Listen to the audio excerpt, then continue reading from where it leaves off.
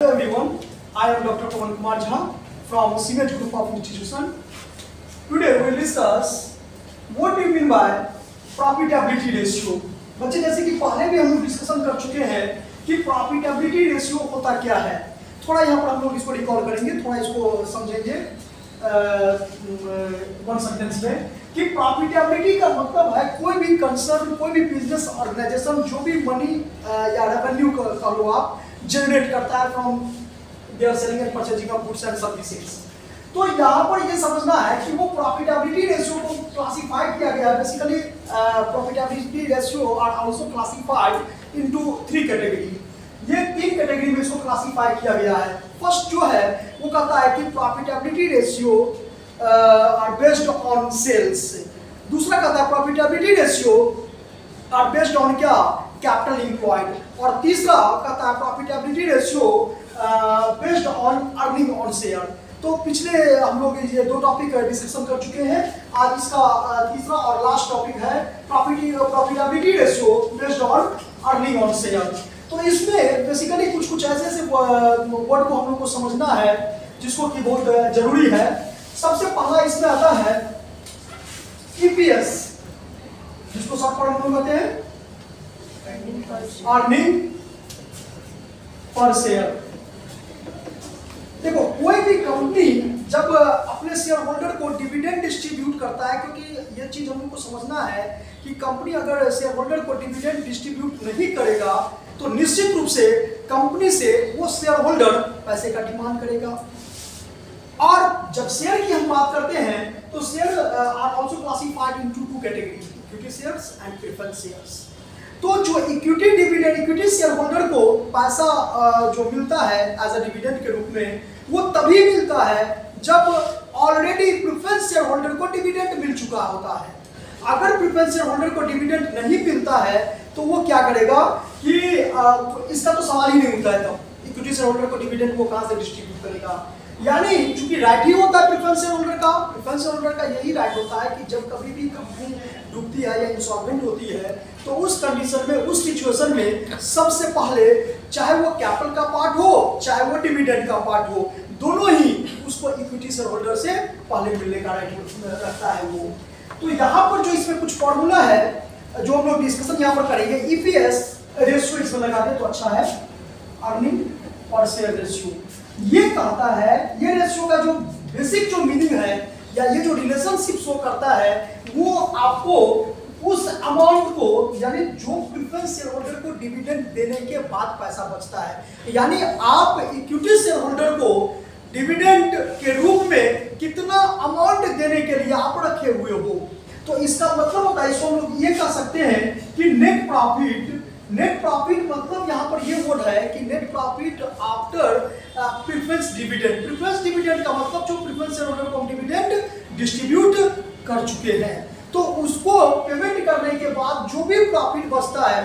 और ये चीज यहाँ पर समझाने की आवश्यकता नहीं हमको लग रहा है कि आपको डिविडेंड डिस्ट्रीब्यूशन से पहले हम इंटरेस्ट देते हैं कि बाद में इंटरेस्ट देते हैं, क्योंकि ये समझना है, ये अंडरस्टूड है कि इंटरेस्ट का पैसा तो वो तो सबसे पहले ही डिविडेंड डिस्ट्रीब्यूट करने से पहले ही आपको जो डिवेंचर होल्डर है या कोई भी फिनेंशियल इंस्टीट्यूशन है उसको इंटरेस्ट देने के बाद ही पैसा जो बचता है प्रॉफिट का वो हम डिविडेंड डिस्ट्रीब्यूट करने के लिए रखते हैं। और पहले भी बताए हैं कि प्रॉफिट का वो पार्ट, चूंकि जब नेट प्रॉफिट होता है तो नेट प्रॉफिट मतलब आफ्टर इंटरेस्ट एंड टैक्स, तो यहाँ पर जिसको हम लोग पैट कहते हैं, profit after tax.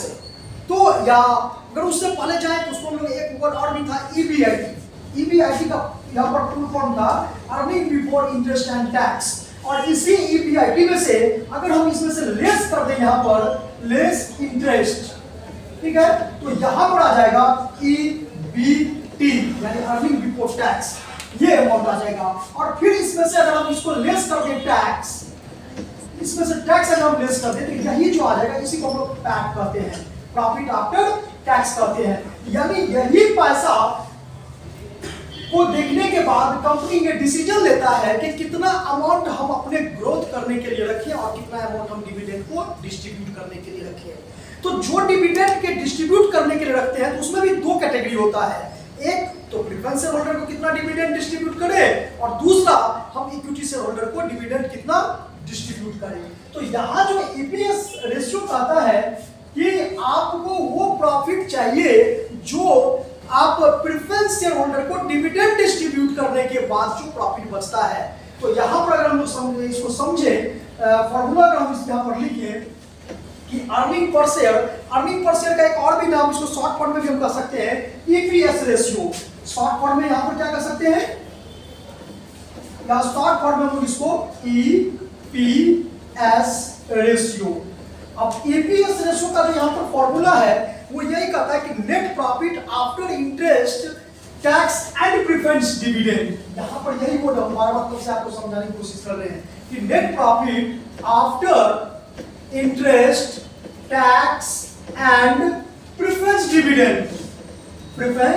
Dividend divided, इसको हम लोग जो नंबर ऑफ इक्विटी शेयर है, नंबर ऑफ इक्विटी शेयर, यहाँ पर ये कॉन्सेप्ट आपको समझना है कि नंबर ऑफ इक्विटी शेयर, क्योंकि कंपनी की जो कैपिटल होती है, टोटल कैपिटल होती है, वो एक छोटे छोटे पार्ट या टुकड़ों में बटी हुई होती है। उस छोटे छोटे पार्ट या टुकड़ों को ही जो हम लोग क्या कहते हैं, शेयर्स कहते हैं। जैसे अगर मान लो किसी कंपनी को 5 लाख रुपया कैपिटल रखना है तो वो इस तरह से रखेगा कि 5000 equity share at the rate of ₹100 each, यानी एक शेयर का कीमत, इसको यह दो चीज समझना है, एक तो ये 5000, दूसरा ये 100 जो है यही इसका नॉमिनल वैल्यू होता है, यानी फेस वैल्यू होता है।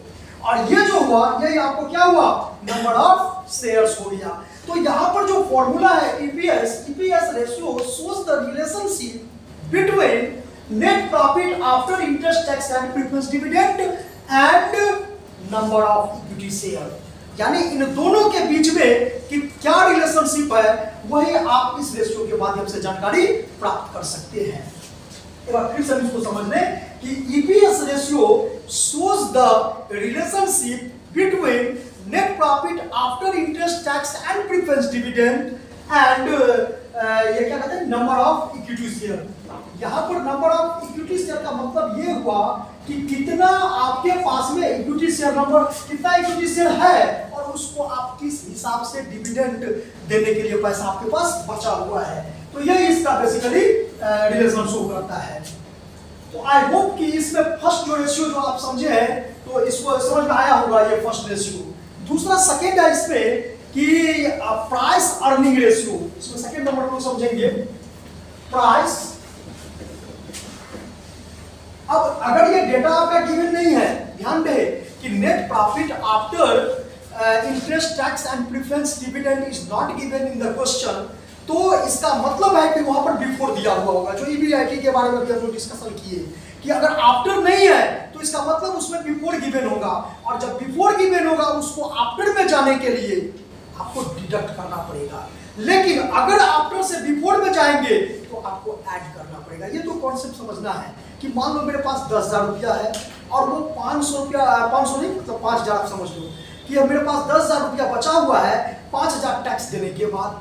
तो इसका मतलब अगर बिफोर मुझे जानकारी लेना है तो 10,000 में 5,000 जोड़ेंगे, यानी 15,000 रुपया बिफोर था, तब तो 5,000 दिया तो 10,000 बच गया। तो हो सकता है क्वेश्चन में कभी आपको बिफोर हो आफ्टर की जरूरत पड़ेगा, या आफ्टर हो तो बिफोर की जरूरत पड़ेगा। तो उसमें यही कॉन्सेप्ट समझना है कि बिफोर जब कैलकुलेट करेंगे और आफ्टर गिवन होगा तो इसका मतलब है उसमें क्या करना है, ऐड कर देना है, और जब बिफोर से आफ्टर में जाएंगे उसमें सब्ट्रैक्ट कर देना है। तो profitability ratio based on earning on share, इसमें जो इसका दूसरा टॉपिक है, सेकंड टॉपिक इसमें कहता है price earning ratio, price earning ratio, जिसको हम शॉर्ट फॉर्म में हम पीई रेशियो कहते हैं, पीई रेशियो। अब ये रेशियो को निकालने के लिए हम लोग को समझना पड़ेगा कि मार्केट प्राइस पर इक्विटी शेयर, क्या होता है ये इसका फॉर्मूला, कि मार्केट प्राइस पर इक्विटी शेयर, मार्केट प्राइस पर इक्विटी शेयर डिवाइडेड अर्निंग, जो हम लोग अभी कैलकुलेट किए हैं EPS, earning per share, EPS. यानी हम यू का इस तरह से कह सकते हैं कि price earning ratio shows the relationship between market price per equity share and क्या ईपीएस यानी अर्निंग पर शेयर। तो इसके लिए आपको ये तो पहले ही कैलकुलेट हम लोग कर लेंगे फर्स्ट फार्मूला से।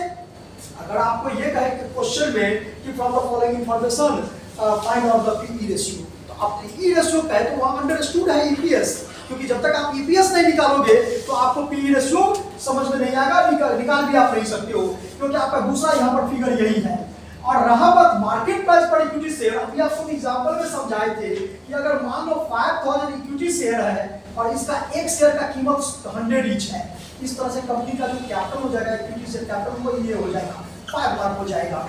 अब समझना ये है कि जब पैसा हम जब शेयर परचेज किए एज ए इन्वेस्टर, अब हम इन्वेस्टर के पॉइंट ऑफ व्यू से सोचेंगे कि जब हम वो शेयर परचेज किए थे उस टाइम में एक शेयर का कीमत कितना था 100 रुपया था, लेकिन चूंकि प्राइस में फ्लक्चुएशन हो गया, फ्लक्चुएट किया, जिस कारण से अब उसका मार्केट प्राइस क्या है ये क्वेश्चन में गिवन होगा, ये क्वेश्चन में दिया पड़ेगा मार्केट प्राइस नहीं है तो बोथ आर सेम, जो आपका 100 जो फेस वैल्यू होगा उसी को मार्केट प्राइस एज्यूम कर लेंगे। लेकिन जनरली जब ईपीएस आपको कहेगा निकालने के लिए या जब आपको पीई रेशियो कहेगा निकालने के लिए तो उस कंडीशन में मार्केट प्राइस आपका क्वेश्चन में गिवन रहेगा। तो हम लोग क्या करेंगे कि मार्केट प्राइस जो रहेगा उसमें से क्या करेंगे हम इसी को फाइंड आउट करेंगे और मार्केट प्राइस पर इक्विटी शेयर यानी यहाँ पर लिखेंगे 125, क्योंकि एज पर क्वेश्चन यहाँ पर 100 इज द फेस वैल्यू और इसका मार्केट प्राइस था 125, तो हम लोग 125 लेंगे और जो ईपीएस ऊपर में पहले फॉर्मूला में जो हम लोग फाइंड आउट किए उसको क्या करेंगे उसको डिवाइड कर देंगे, इस तरह से जो आ जाएगा वही हो जाएगा पीई रेशियो। तो आज के लिए इतना ही, फिर हम लोग नेक्स्ट क्लास में